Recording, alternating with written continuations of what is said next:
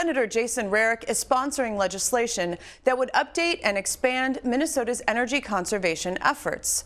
I spoke with him this week. The Energy Conservation and Optimization Act was a bill that you carried last year. The House passed it. There's movement again this year. The Energy News Network last month, Frank Jossi wrote that there's some optimism about this bill this year. So before we get into what this act is, are you optimistic? Yeah, and first, thank you very much for having me on. And, I am optimistic this year that we're going to have some movement. I've been working with a lot of the folks involved with this over the last year and working with a number of legislators. And I firmly believe we're getting close to being able to bring it to the Senate floor and the House floor. And our bills are a little bit different, but I think we can work on those. And I think we can get something done this year. So I think it's been shortened to be called the ECO Act, which is a lot easier to say than the Energy Conservation and Optimization Act. But what is it? Yeah, that's a great question. Ultimately, our electric utilities in Minnesota have a mandate to find 1.5% efficiencies on their system every year. And then they're also required to spend 1.5% of their revenues to promote energy savings every year.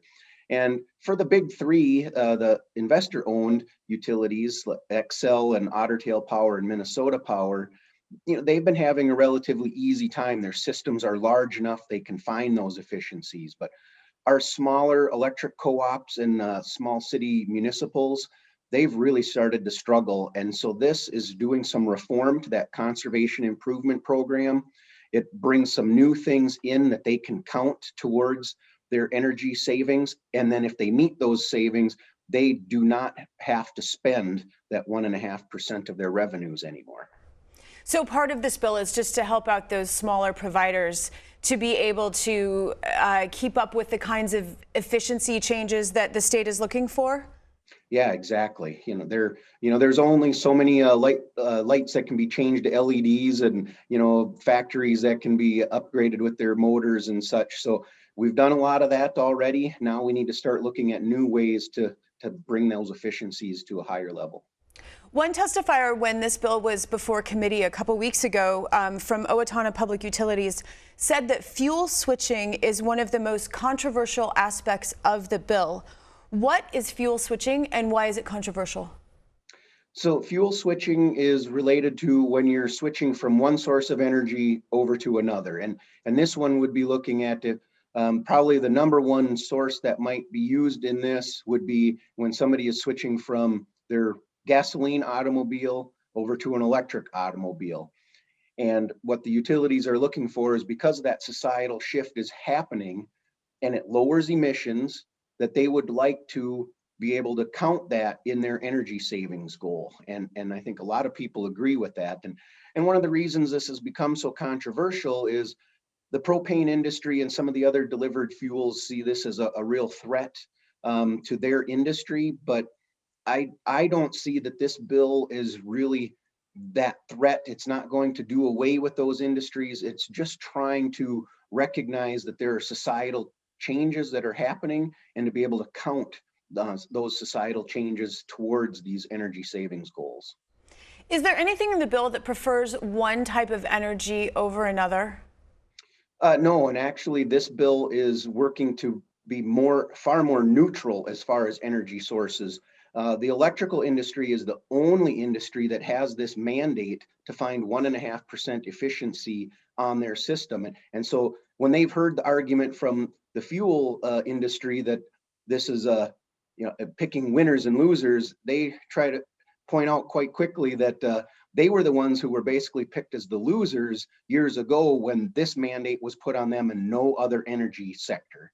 So this is trying to help them become on a level playing field once again. So actually far more neutral to which source of energy you're using. So somebody like me who has a gas boiler there isn't going to be incentives for me to change to some sort of, electrical system. Right, and actually the way the bill is drafted right now, if you're using natural gas or propane, they are cleaner sources of energy than electricity, and it would not count towards this conservation improvement program and the energy goals for the electric utilities if you chose to switch from gas to electricity. And it wouldn't be cost effective for you to do that right now either, which is why I don't believe this is going to drive any of these, the propane or the delivered fuels, out of the market. So in essence, what kind of impact is this bill going to have on the average Minnesotan? I believe the long-term impact is will help keep your electric utility rates the same or potentially even lower by getting rid of that mandated spend, that 1.5% every year that the electric utilities have to spend to promote energy savings. Saying if you get there, you don't have to spend this money. I believe that will help bring the average ratepayers' bills down a little bit.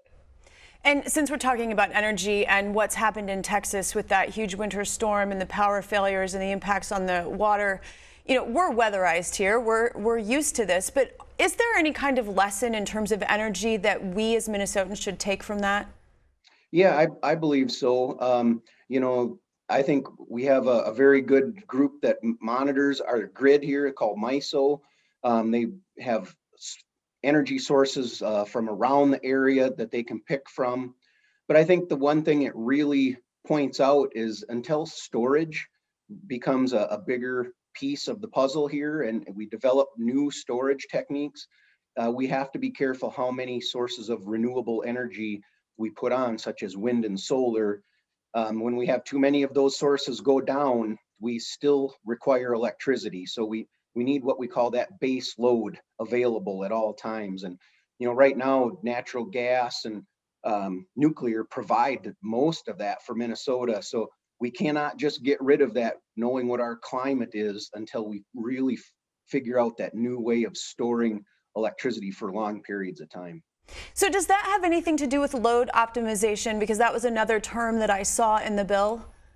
Yeah, similar, not quite the same, but that would be like, and that's another thing this bill is trying to incorporate is, it would be the same. So many people today have their water heaters on an off-peak system. And so that's allowing the electric utility to manage the load that's out there. So whether it would be your water heater or a air conditioner or air source heat pump, and in the future, our electric cars that are charging, the utilities would be able to determine when they're allowed to run and when they're not, so that they can manage their system and not have everything on at one time. So they can stagger it and keep the demand at its lowest point possible at all times during the day. One last question. Do we in Minnesota have the workforce necessary to move forward with clean energy, with acts like this, with any potential new technologies that come online? I believe we do, and we're seeing a new resurgence in kind of promoting that to the high school kids. And that's something I greatly appreciate as an electrician outside of the legislature. These jobs are very good jobs. I do believe right now the workforce is there, but we also see that there are a great number who are retiring and we need to replace them in the near future. But I think the more we talk about it and promote it, the more younger people will consider it as a career option. Senator Jason Rarick, I want to thank you so much for your time today. Yeah, thank you for having me.